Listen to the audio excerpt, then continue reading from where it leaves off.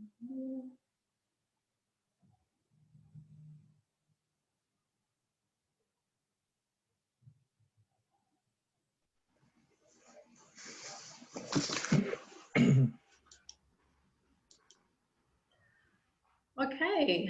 good morning everybody and welcome to Transafe WA's webinar this morning.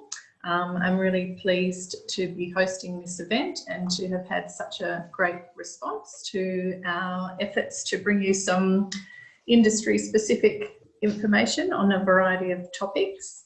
My name's Anna Stakowitz from Transafe WA. I've got John Elston sitting alongside me from ConnectSource representing Guardian by Seeing Machines, and Naomi Higgs from MGM Bulk is joining us online also.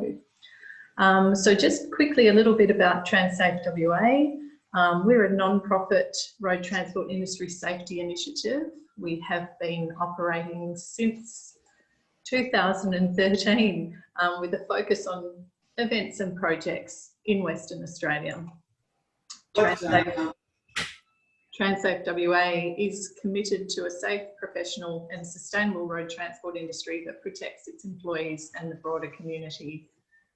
I will just ask anyone actually who's online who hasn't muted their microphones to do so, just to avoid any background noise for us today. Thank you.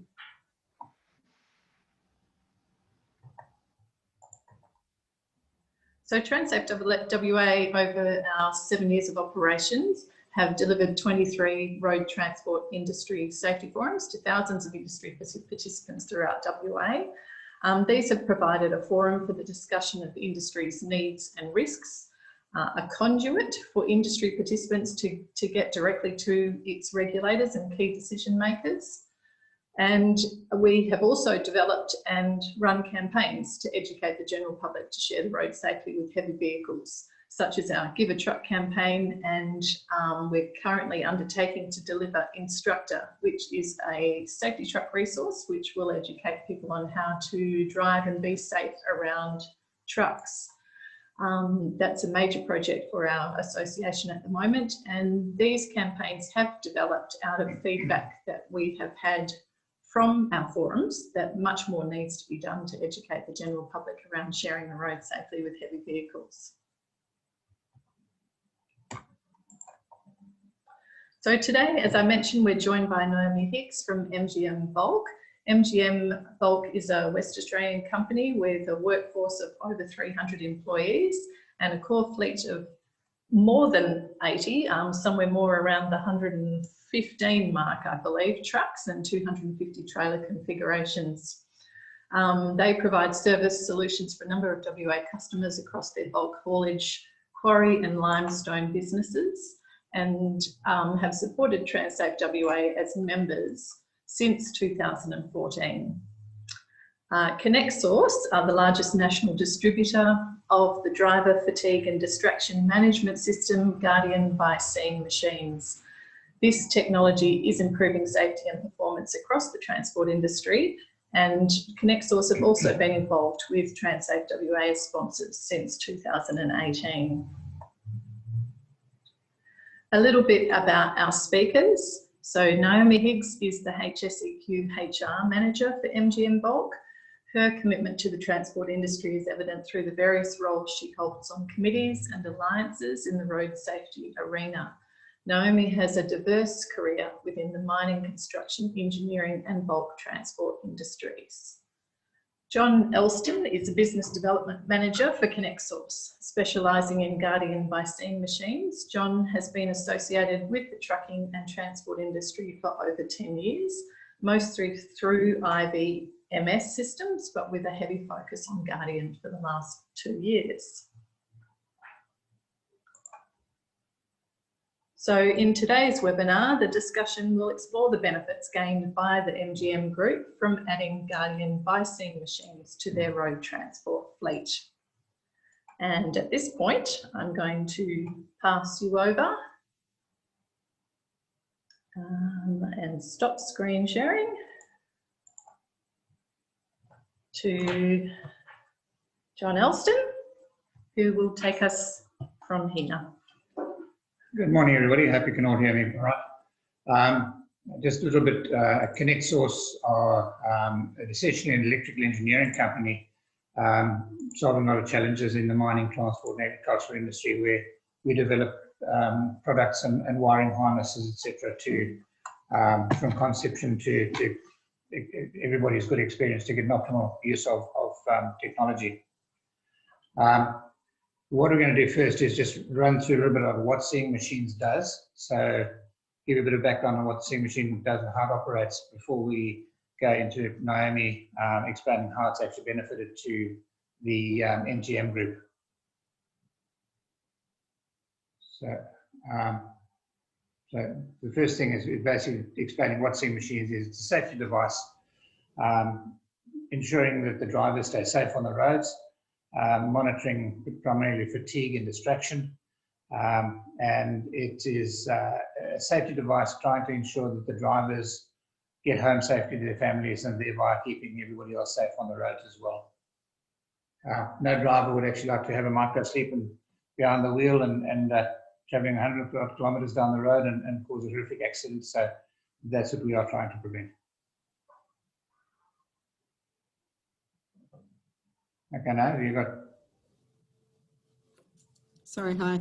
Hi, everyone. I was just going to work with John today and just ask him a few questions just to get more information for all of you out there about the machine. So I suppose, John, what does the system actually entail?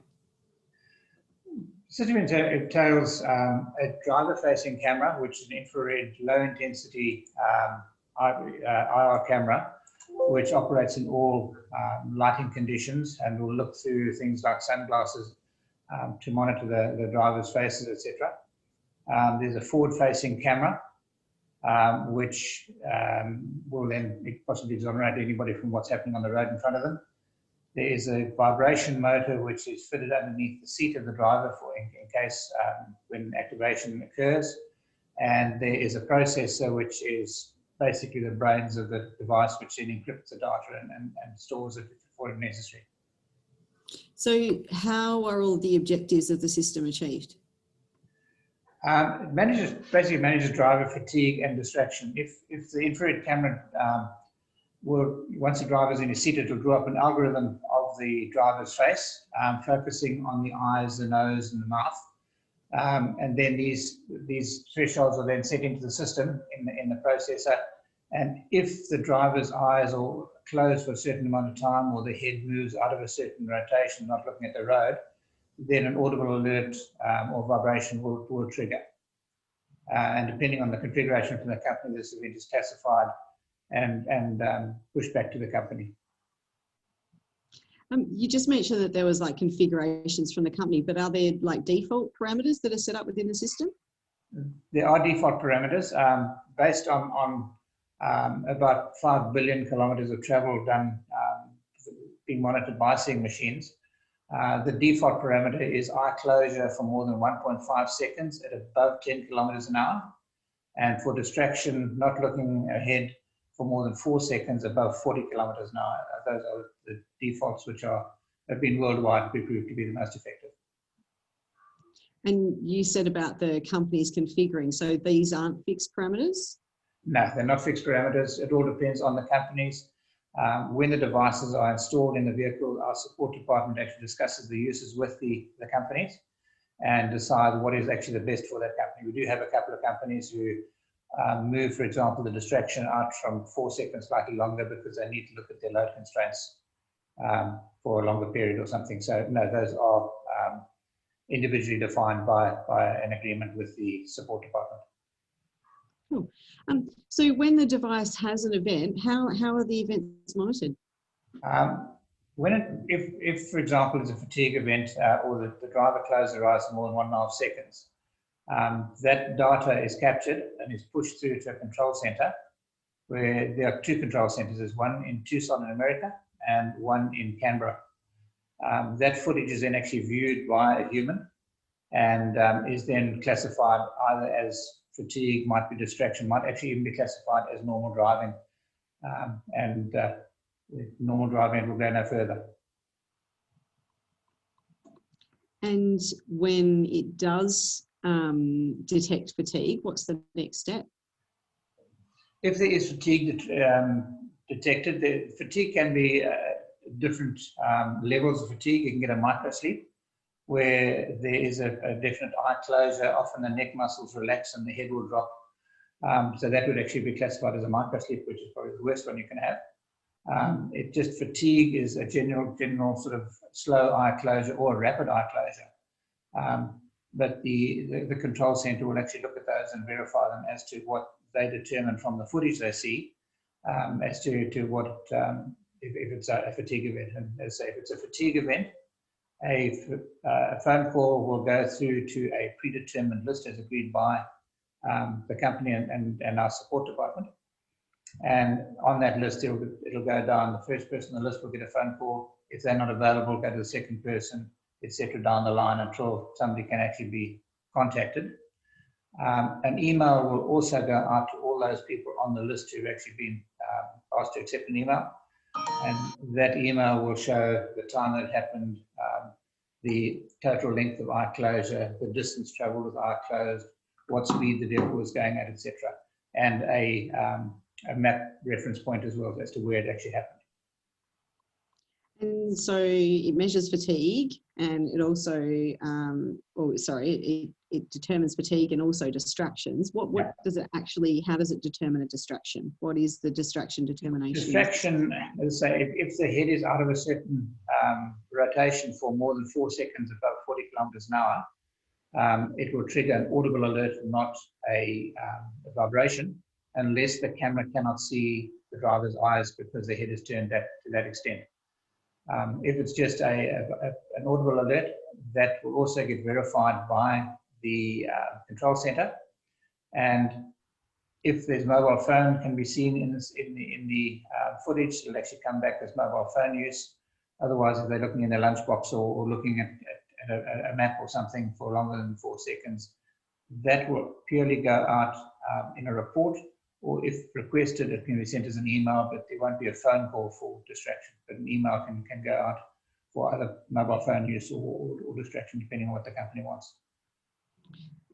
And so getting back to the fatigue then, can the drivers manage their own fatigue? Not at all. It's actually a myth. There's a very good book by a professor from America who says that fatigue, we cannot manage our own fatigue. It's a myth. And people cannot catch up on sleep. We can't say, right, I had a long day yesterday, I'm going to catch up on some sleep. Sleep cannot be caught up on. So no, we cannot maintain and manage our own fatigue. It doesn't happen. And I suppose then it begs to ask the question, if we've got this technology in the trucks, is that going to replace the needs for parking areas and stopping areas and things like that? No, definitely not. If a fatigue event was to occur, that driver needs to pull up at the nearest possible rest point.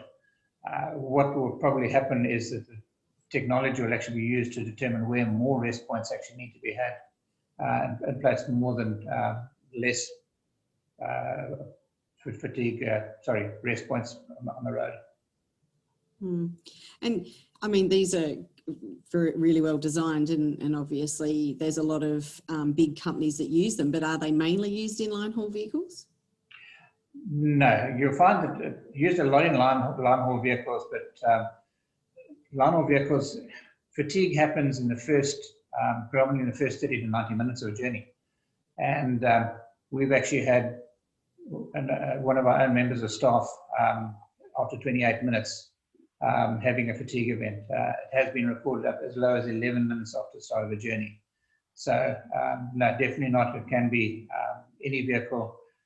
Fatigue seems to peak at about between 3 and 5 in the morning, slightly, but otherwise it's fairly even across a curve the whole day. Fatigue occurs virtually 24 hours of the day. And you're mentioning before about how it picks up the fatigue, and it records a little bit of a video snippet, doesn't it? What's the importance of having that video? The importance of the video is most people won't believe that they've actually had a fatigue event until they actually view the footage. So the fatigue event, that footage is captured in the system, which then can be viewed through a secure portal with obviously limited access to those who've got authority to look at it. And they can actually then, if necessary, call the driver and have a look and say, look, you've had a fatigue event. If they say, no, I haven't, it's a game changer when they actually see that video and don't realize that they've actually had a fatigue event. You'll find that most long-haul drivers will admit that they've actually had a fatigue event and had a micro sleep during the journey. And, you know, the systems that we run, obviously, there's some mobile phone coverage that allows the uploading of information. But what happens when a vehicle's actually outside of mobile phone coverage when there's an event? The driver will still get that alert in the vehicle at the time of the incident. So either vibration or audible or both. But if the vehicle is outside of mobile phone range, that data cannot get pushed through until the vehicle regains coverage. As soon as it regains coverage, that footage will be viewed and the phone call, etc., would go out. Unless the vehicle has been out of coverage for more than 12 hours, because then it's determined that that should be in a new shift.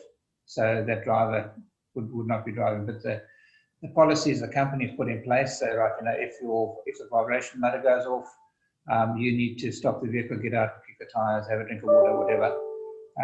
It's up to companies to determine their individual policies. And sort of, I mean, this is pretty amazing technology and we're big fans, but where does it come from? Where does the technology actually come from?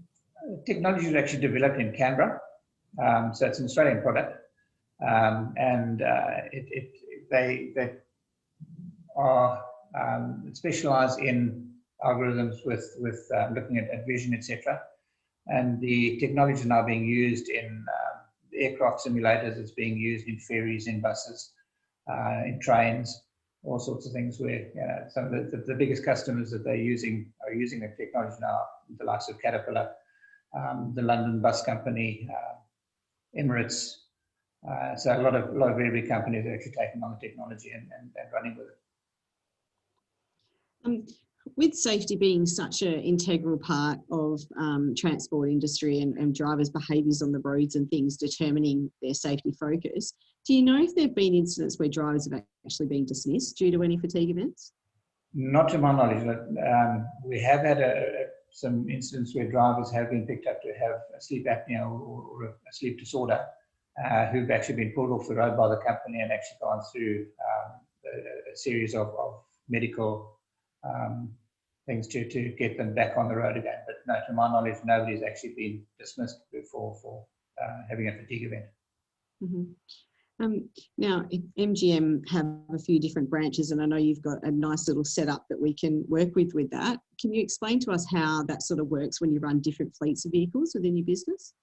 Yeah, within a business, you can have as many different fleets as you like, and with different levels of access to each one of those fleets. So you can have different divisions within your business, having viewing only certain vehicles in the fleet. So it all depends. You can have an overarching admin looking at them all, and you can have it split up in fleets. So if you've got vehicles in the Pilbara and you've got things in the southwest, they can actually split the whole fleet as how they like, and they can move the vehicles from one to the other. Mm-hmm. So there's a whole range of benefits, obviously, you've spoken about, but apart from those obvious benefits in looking after the drivers, are there any other benefits that you get from installing these devices? Yeah, NTI Insurance, who are the biggest insurance involved in the trucking industry, have actually come to the party with us, where they are looking at to review people's subscriptions, and we actually had people with a reduction of up to 30%. They look at reduction of the excess up to $2,500. They remove certain driver restrictions. So in this time of driver shortages, you can get younger drivers, etc., in behind the wheel. They'll play market value plus up to the settlement can be 20% above them, up to the maximum sum insured. And NTI realised that having these devices in the vehicle is actually going to lower the accident rate. So that's why one of the reasons why they've come to the party. But the data that they gather is purely used for statistics. They cannot use the data against a particular company. They don't get access to that. They just get access to the statistics. No, that's really great. So do you have any statistics then on the cost of an accident to the transport company? We have got some statistics that actually came out in the last week or so, which was actually quite scary. And there was a report done by a company, a group called REAR, and they're saying that you got your physical costs, such as your cargo damage, your vehicle damage, your injury costs, your loss of revenue, your insurance costs, your towing costs, the storage of damaged vehicles, etc. But then you've got your hidden or indirect costs, which include your loss of customers, loss of sales, your salaries to injured employees, cost to hire replacement vehicles, poor public relations, increased public relation costs and government agency costs. But apart from that, your social media can have a very big detrimental effect on a company if there's an accident or an incident involving a vehicle. I think we've all seen that from time to time with some of the posts. So how much revenue is lost on average? There was a business report stated that the average cost of a vehicle accident is about $148,000. And that came from research done across Australia. And what they're saying that a lot of companies, if you're operating on a margin of about 2%, to recover that cost, you're going to need to have a turnover of about $7.5 million just to recoup that cost of that incident. And if there was a fatality, it would be a lot higher. So the cost of an accident can directly affect the company's bottom line and very badly influence it. Oh, that's great. Thank you. My pleasure. But now then, now people sort of possibly got a bit of a better idea of the product. Let's sort of rather go back to yourself and ask how things are happening with MGM, and we'll just see, how have your drivers accepted the having the DSSI units in your road trains, etc. Well, look, to be honest, at first there was a little apprehension from some of them. And I think some of them thought there was like this big brother setup, watching them while they're driving. But as you said earlier, you can't tap into the camera to actually watch the driver live. Once they realised that we couldn't watch them and that they were installed purely for their own safety, that's when they really grew to appreciate them. So it also sort of strengthened, after they experienced how effective they were at alarming for the fatigue events. And what do you mean by appreciate them? It's funny because even though they saw they were apprehensive, as I mentioned, they did soon see the value of having them in the trucks. And that was because that I think not a lot of them realised they were having those fatigue events. And now we have most drivers of our fleet will not leave the depot without having them installed and having them working correctly, because they've all experienced firsthand how beneficial they really are at detecting fatigue, and also how they're contributing to supporting the driver staying awake and alert while they're operating our road trains. Do you think, has the system actually reduced fatigue in your drivers? I wouldn't say it's actually reduced fatigue, but it's definitely allowed the drivers to become more aware of their own fatigue, and also allowing that awareness to help them better manage their fatigue strategies better. So this then reduces the events further on that they're having. In fact, when we first had them installed, we had numerous fatigue events, and it was pretty scary really to think of how many close calls were happening that no one really knew anything about. So once we showed the drivers the footage recorded in the web-based program, they were able to actually recognise their early signs. And once they recognised their early signs, they were then better able to manage their fatigue on a personal level. So they also had the knowledge of their actions leading up to an event, and they get to see their own personal behaviours. So I suppose for me, as an example, I know when I'm getting tired because I tend to sit back in my chair and I tend to do like that in the car. And so as soon as I do that, I then realise that I've got to actually do something about stopping, having a break, especially if I've been driving for a long time. So by giving them that knowledge as well, that strategy then allowed them to recognise their own signs. They could pull over, have a break, and that was happening before they actually got to the point where they were having an event. You know, some were actually shocked, really. And like you mentioned before, they don't even realise they're having an event. So they were shocked to see themselves and realise that they'd actually closed their eyes while they were driving. And how does MGM actually manage the fatigue if there's a fatigue event? Well, like you mentioned earlier, John, the supervisor receives a phone call from the call centre and the operations centre after that event's been classified as a true fatigue event. And at that point, our supervisors reach out to the drivers and check it just to make sure they're okay. We have a formal procedure in place on how we manage the events, and that starts off with the first event being a check-in by the supervisor. If there's a second event in a single shift, then the supervisor contacts the driver and the driver takes a mandatory 20-minute break at the next rest stop to make sure that they can have that break and do a little bit of fatigue management strategy, whether that's a sleep or a kick the tyres or something to get them back on track. And this happens regardless of how they're feeling at the time. Because sometimes as well, and I know we've all done it, we've been driving, we think, no, we're okay. And then we have those signs. So you just never really know. Yeah. And then we make sure obviously they're recharged before they return to the wheel. And in rare cases where there is actually a third event, then we get them to pull over and we swap them out with an alternative driver. So it's not really that common for us to have the 3 events in one shift. You know, in fact, with the size of our fleet and the number of drivers we have, we've only had 3 occasions of this happening this year.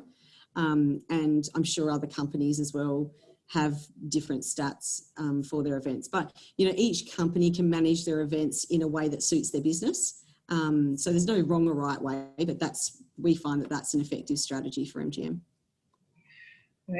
Are you using it for distraction and mobile phone, possible mobile phone use as well? Yeah. Look, we use, we'll use any tools that come at us. So yeah, we definitely get in there and have a look at that. And early on when they were first installed, again, we had quite a few distraction events.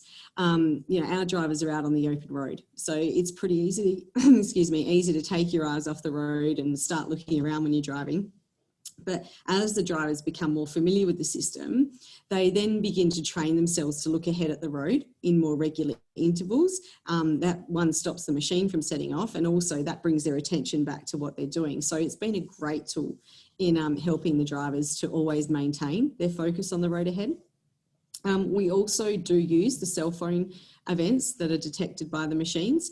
And we also use some of these detections to detect some of the bad habits that people are using. So like mobile phones and, if there's a seatbelt issue and those sort of things. Although there aren't that many, it has actually allowed MGM to ensure our drivers are operating their trucks in a safe manner when they're out on the road. And it also establishes better habits that they can hopefully take back into their own personal light vehicles. And so hopefully then we're protecting them and their families even outside the workplace. And am I correct in saying that MGM has now installed this system in all your vehicles? Yeah, we did. We started off by installing them in our Northwest fleet, primarily due to the remote nature of the work and the rolling shift structure. So we saw a higher risk of fatigue up there, and that's why we did it. But it didn't take us long to see that they were adding a lot of value to the business, and the directors then had them installed across our whole fleet. So even our trucks that do the short runs in the Southwest, we still have them installed there. And now every truck we have on the road has a unit fitted, and any new trucks entering the fleet, as you know, are fitted with a unit prior to their first trip out on the road. And what about your light vehicles? Are you doing anything with the light vehicles? Yeah, so again, due to the remote nature of the work in the Northwest, we've also had them installed in all of our light vehicles and all of our service vehicles. So any light vehicle that goes in excess of 30 kilometres from Port Hedland, if they're travelling to a client site or attending breakdowns and things like that, they must have a unit installed. And also it's essential to check those units and the unit operations as part of our pre-start on our journey management plan. So if there's no unit in the vehicle or if it's not working correctly, then the vehicle's not permitted to actually do that journey. And the team have to seek an alternative vehicle before they go out. Now, we don't really have many events from the light vehicles, but in our opinion, if it prevents just one incident, then obviously it's worth having in the light vehicles up there as well. Okay, so sort of summarising, what would be the sort of benefits that you're really seeing through having the guardian devices through your fleet? I think ultimately they give the business and the drivers the confidence that any fatigue issues that they're having are detected early and are able to be addressed before an actual incident occurs. Our team's made up of professional drivers, like most of the companies out there, and they do take a lot of pride in what they do. So the last thing they want to do is be responsible for any major incidents or, in a worst case scenario, injuries to themselves or other road users. We also have had some people that we've actually have picked up some medical issues with them. There was just one that I was speaking with one of our team today who's just come back, had quite a few events, and so we sent them for a medical, and we found out that they need to have some treatment done to try and help them with some other stuff that then was affecting their fatigue. So it's been helpful there too. We've also been able to use as distraction events and cell phone events that have come up to target some education to some particular drivers to help them change some behaviours and maybe some bad habits, which contributes to reducing the risk of incidents occurring on the road. And, ultimately it gives the business peace of mind that our team are acting professionally and they're not carrying out behaviours that put other road users at risk. And, that kind of reassurance is priceless, really. I think that's fantastic. Appreciate your input. Thank you. We're going to open up the opportunity for anyone to ask questions now. So to do so via our modest Zoom system, you can either unmute yourself and ask a question, or you can type it in via the chat function that you find on your bottom panel, or wherever you've got it positioned on your screen.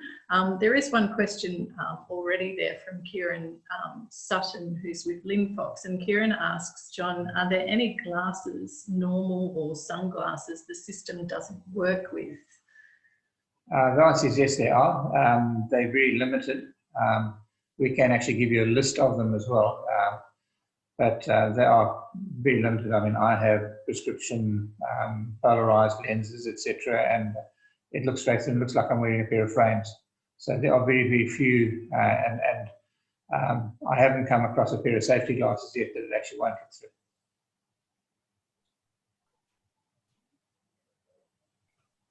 Okay, thanks, John. Has anyone else got any questions for either Naomi or John? Gary, one's from Clean Heat.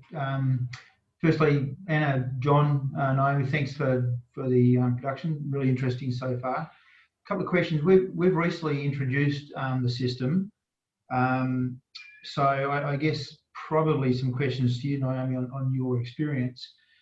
I think talk later. We did miss 15 minutes, I must admit. About 5 minutes after it started, we dropped out, but we did get back in. So apologies if some of this might have been covered. But the distraction awareness of this, I think, is equal to the fatigue side. We always talk about the fatigue with it, but even though there was some discussion about distraction, I think that's hugely valuable as well. We interested in Naomi's experience with drivers and their seating, or the way their seating arrangements in the truck, the way they position themselves, the driving. We had an example, with the driver, the way he drove generated report after report after report, and we had to make some adjustments. Is that something you've come across, Naomi? Yeah, look, it has, especially if someone's got, even some physical conditions going on with their eyes, and the system doesn't always pick that up. But like you said, we've just worked with that and worked with the units. I suppose a couple of our examples would be, we had a guy that was quite short, and so where he was positioned in the truck didn't line up with the camera, so it just continuously went off saying, out of vision, out of vision. And we also are just careful about trying to get people of the same sort of size and height in the truck, or we have to get people to adjust it when they swap over drivers. But yeah, so yes, it has happened, but like you said, we just make those small adjustments, and it's just part of that refining process over time when you first introduce it into the fleet. Yeah, and that sounds exactly like our example. The other one was, the truck doesn't send an alert if it's going over 10 k's an hour. We're finding that we're getting some alerts when it's stationary, and I believe, and John, you can chip in here, but I believe it's about losing satellite connection. Do you have those occur in your systems where the truck might be parked in a workshop, understandably connection issue, but also we have them come through in open areas? Do you have any of that there where the driver's sitting there, he might be eating a sandwich, and there'll be an alert come through? Look, we have. I think it's very, very rare that it does happen, but it has. I'm not sure of the tech specs on that though. Maybe John could probably give us a bit more information on that. Look, the satellites, the GPS antenna sometimes does drop out in the satellites, and then it actually the defaults drop to 0. If it's not picking up a satellite, all the parameters drop to 0. So that 1.5 seconds above 10 kilometers an hour just drops to 1.5 kilometers. Drops to 1.5 seconds. If the distraction as well, that will drop to 0. So you would get the alert in the vehicle going off, but that will get pushed through to the control center, and it should actually then be classified as normal driving. So it might give the driver a bit of an alert in the vehicle, but it's not going to come back. It's not going to come up in any report about the driver having fatigue events or anything, because it will get reclassified by the control center. Yeah, no, and look, then it does give the driver a start, and that's the explanation we had received. So thanks for that, John. But I was just interested in the experience with Naomi. But so we haven't had it in long. It's in one part of the fleet, but yeah, support fully everything that's been said about the system. It took a minute. People don't believe they're having a problem until they see the footage. So yeah, I think it's a good system. So thank you. Okay. Thanks, Gary. There's a couple more questions coming through the chat. Naomi, how do you deal with the maintenance and technology failures of the units? I'm sure there's none, John. Is that? No, they're perfect. No. Look, being in Port Hedland kind of isn't remote, but it is. If anyone's operated out of there, you do know that there are issues with distance and parts and things like that. So what MGM did is we actually partnered up and got our auto electricians some training. So we actually trained up our own maintenance staff so that they can actually work on the units. And then, if there is something that, with anything mechanical, there's something that does have a wear and tear, then we just stock a few of those products so that we can swap them out as quickly as possible. And Naomi, how does MGM manage the email traffic for the distraction alerts, given the number of vehicles you have? I would assume there is a fair bit of admin burden that's coming from another local fleet. Actually, we in the Northwest, our amazing HASEC representative up there, they actually go through every day in the morning all of the distraction events that come through DSSI, or through the seeing eye machines, and the cell phone events, and also the covered sensors. So they actually look at those for the whole fleet in the morning, and you'll find when you first bring it in, yeah, it's a huge job. But as people get to use the system more, they actually have less because their behaviours change. So although you probably could say it's a big job, and I mean, I see Cheryl there and I can't really ask her, but I probably wouldn't think it'd be more than, for our size of our fleet, probably half an hour in the morning, and that's all the events for the last 24-hour period. So it's not quite as big as you think. Okay, another question, thanks Naomi, is what is the longest eye closure setting you have heard of that triggers a fatigue event? Is everyone using the system using 1.5 seconds? John? To my knowledge, everybody's using 1.5 seconds. I don't have any of my customers operating from what we've done above 1.5 seconds. Sometimes the distraction, they've moved out, but not eye closure.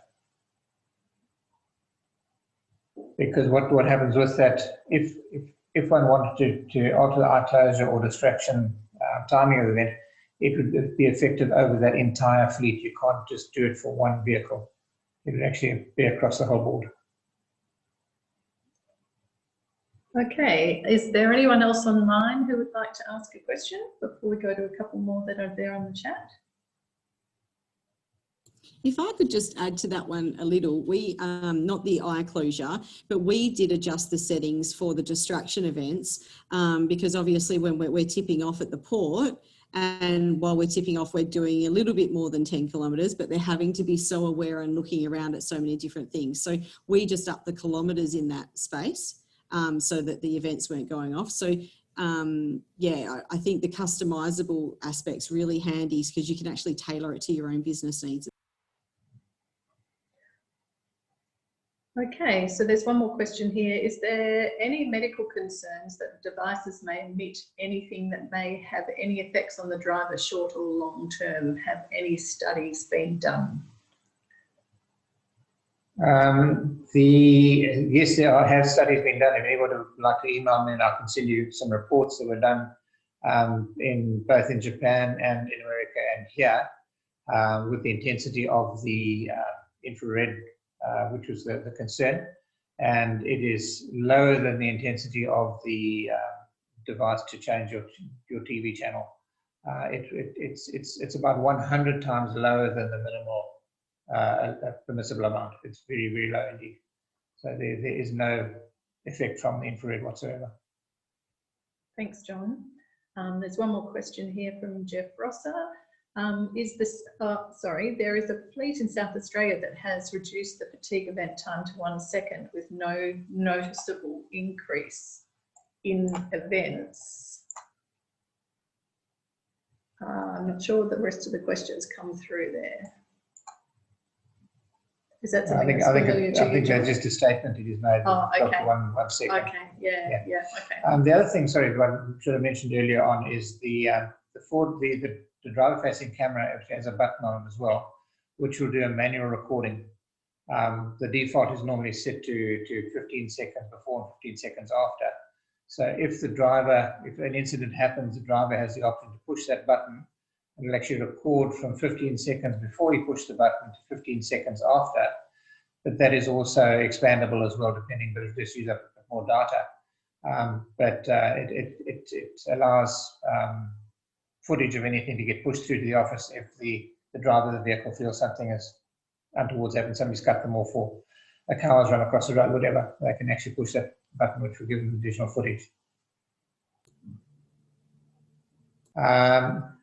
The setting of 0 kilometers an hour when there's no connection, we can have a chat to our support department. We wouldn't recommend any change to that.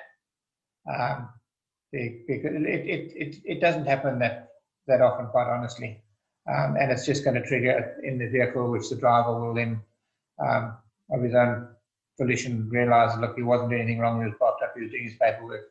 We also sometimes have where the driver is parked somewhere, he's left the ignition on, he's climbed into the passenger seat to do his paperwork, and all of a sudden the device says, "Oh, I can't see in a driver in here," but he's parked close to a building or something where there's a bit of satellite bounce, and the device thinks it's doing over 15 kilometers an hour or something, so all of a sudden says, "Oh, I'm moving, but I've got nobody in the seat." So those sort of things, you would get a few anomalies like that coming in as well, but they are the exception to the rule. And I suppose from a haulier perspective, I'd rather it be doing it that way than the other way.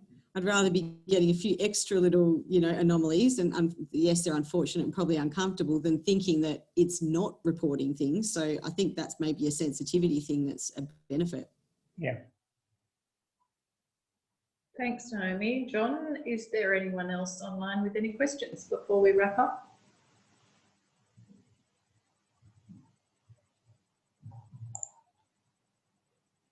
Great. Sounds like we've answered most things for everybody there, and hope it's been a really informative session for you all. Transafe will follow up today with information for you so that you can contact Naomi or John if there's any questions you think of that you'd like to ask following today. And we'll also make a recording of today's session available, so if you would like to share it with colleagues and contacts, you're able to do that. Thanks to Naomi and John for that. So yeah, back to Transafe and this little webinar series that we're doing. We will be offering our next webinar next month with Dr. Nick Mabbott, who's actually joined us online today as well too. So Nick is an organisational psychologist who has spoken at a number of our forums, and everybody loves Nick's sessions. They always want more and walk away with a much greater understanding of their own sleep patterns and things to think about when they're not sleeping well. And so in the session that we're going to run with Nick, he's going to combine his scientific understanding of people and lifestyle and sleep with some very practical lessons that he has devised for improving sleep hygiene. So with today's wrap up, I'll email everyone details of how they can register for that session with us as well too and join. And any other questions with regard to Transafe or hopping onto our mailing lists, you can reach out to myself and the contact details there, or my colleague Lara, who is working with me on our projects, which are, again, as I mentioned, our Give a Truck campaign, and our Instructor, which is a safety truck project that we will be delivering to the state next year to travel around teaching people to share the road safely with heavy vehicles. So thank you everyone for joining us today. Ah, yes, and I will mention, that's right, that John and I, our next gig is the Mac Muster, which is an event that's happening in the end of November. And yeah, at the end of November. You can find out more information about that. This is essentially a little truck show that's happening here. It's not just for those that have Mack trucks in their fleets, but there'll be all sorts of trucks on display. But a really nice way for the industry and community to get together at the end of the year after a reasonably tumultuous one for everybody. And all the funds from that event too will support cancer research in Western Australia. It's being organised by the WA Limestone, Stephen de la Bonner, and Jason Clatworthy from CDS Low Loaders. Yeah, so again, two great West Australian operators. So yes, if you've got, it's Sunday, 29th, I think it is. Yeah, 29th of November. So a nice day out for the family if you're interested in that one. And Connect Source will be there with the Seeing Machines devices. We do also have some entry tickets if anybody's interested to contact us.